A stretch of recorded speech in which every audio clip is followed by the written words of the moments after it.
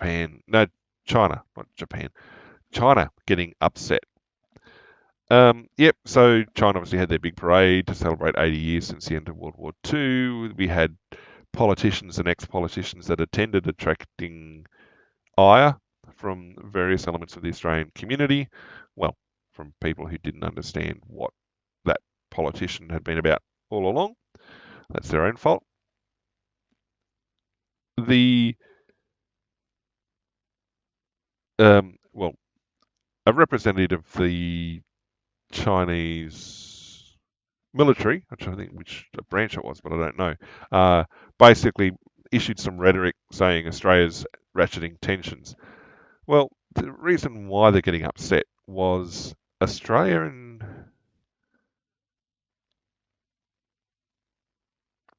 does it actually cover it? The incident, like there was a specific incident that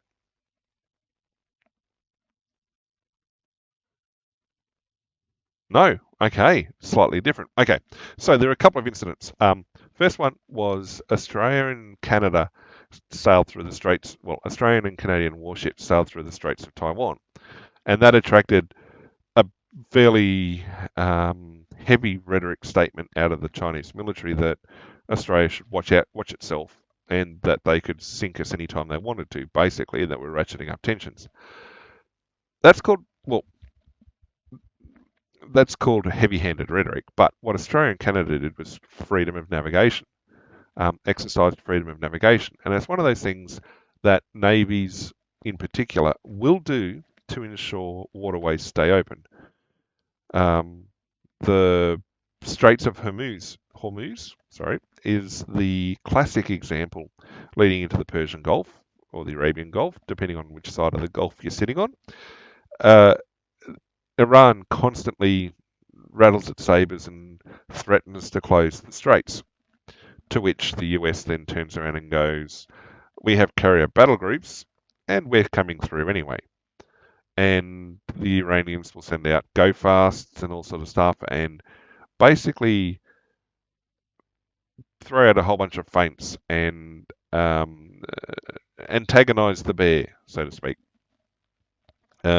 seeking to promote an American response, an armed American response, or something that would then give them the Iranians proper casus belli to close the straits. Now, when you look at the main legal standing for things like this is the United Nations Conventions on the Laws of the Sea, and that establishes the rights of free passage through what would otherwise be considered internal waters, through archipelagic transits, through straits transits, and things like that, for waters, that would otherwise be, territorial. So that's why, for example, when the Russians sailed through the English Channel, you had lots of screaming about it in the press, but nothing was done militarily because the Russians had a right under international law to sail the English Channel.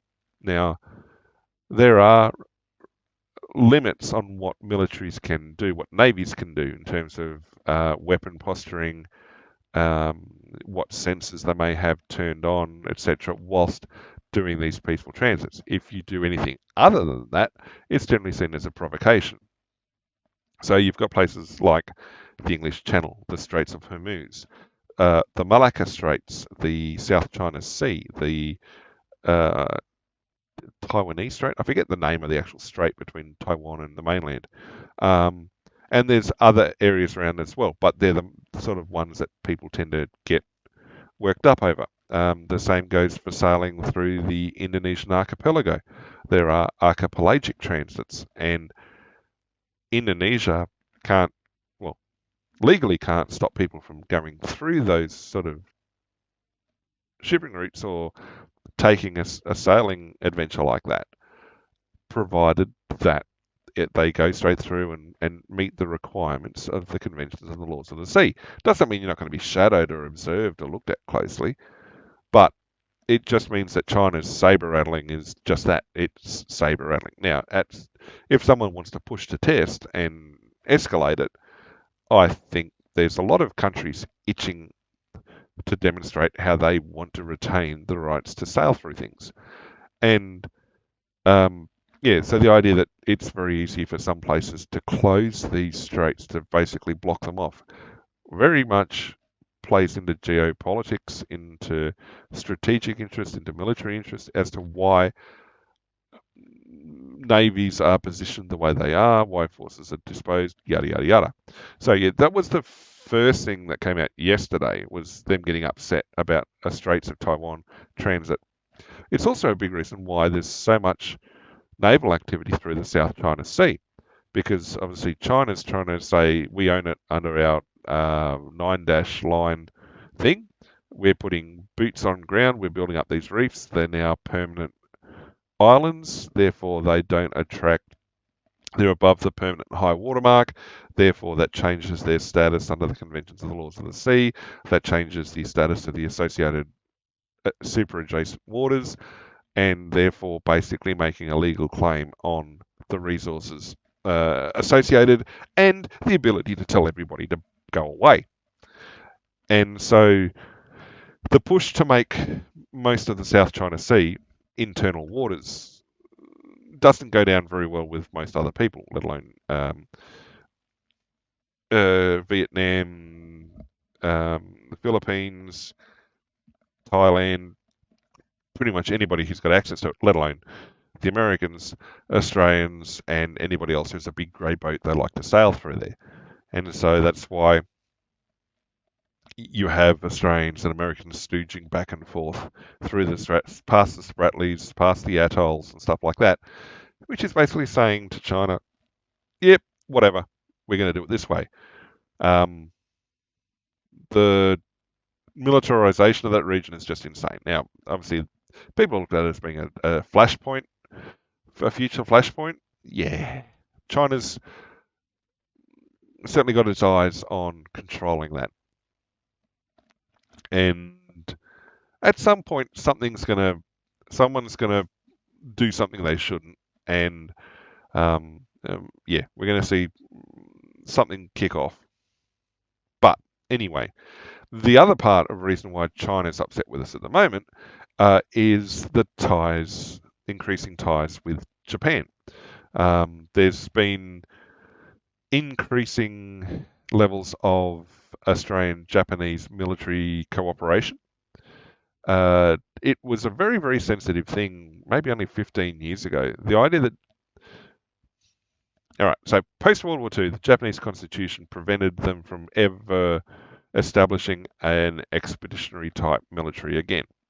They were allowed to develop a self-defense force, and even that has been controversial at times. They've got some wonderful tech that they've developed themselves. Wonderful tech. But the idea then that they would start sending troops on expeditionary roles has been very, very sensitive over the years. Now, they committed a small detachment to the Middle East. I believe it was Afghanistan.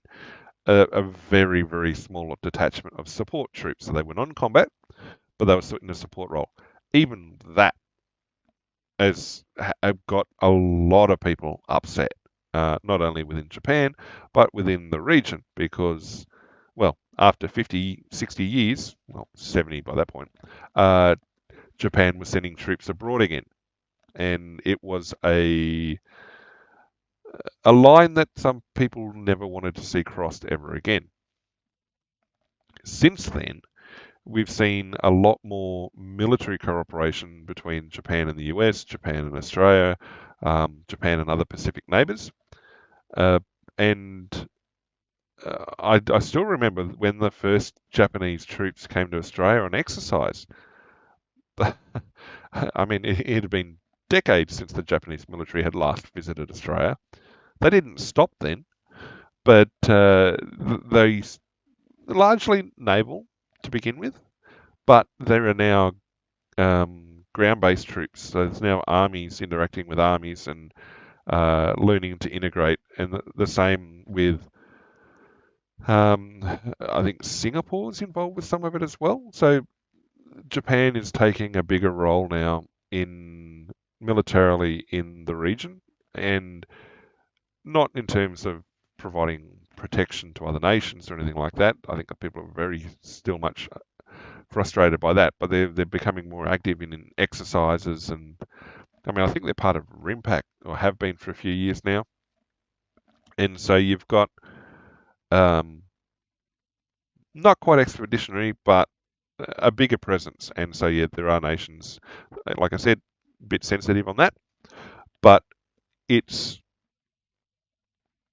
I think it's Japan being a responsible member of the international community more than anything else. I mean, Germany was largely forgiven for what they did. Uh, so yeah, China has gotten a little bit upset with Australia's interactions with Japan, and um, okay, Australia's Cold War mentality. Uh, yep, okay, it's coming out of a Chinese mouthpiece, but if anybody's engaged in Cold War or colonial expansion at the moment in the region, it's China, and they are pouring money into the into the Pacific Islands and things like this. They're trying to buy uh, loyalty, I guess. I mean, the Pacific Islands in the past were targeted by Japan and Norway for support for whaling. China's doing it from a point of view of regional security, and they're stepping on Australian and New Zealand toes because traditionally Australia and New Zealand provided a lot of the security guarantees to the Pacific Islanders, various Pacific Islands, particularly the South Pacific, the Marianas and Marshalls, and were US guarantees basically, and Midway and Johnson. The Philippines looked after their own stuff, but China's making a play through the region now. In fact, there's another article I saw talking about them providing direct security hardware to the Solomon Islands. I was talking to somebody from Samoa recently who said last time they went back home, things had changed massively because the Chinese had poured huge amounts of money onto the island, um, and there was this whopping great big edifice basically talking about how great China was. He said that the flow down effect to the population hadn't really happened, but China was certainly pouring money in at the top end.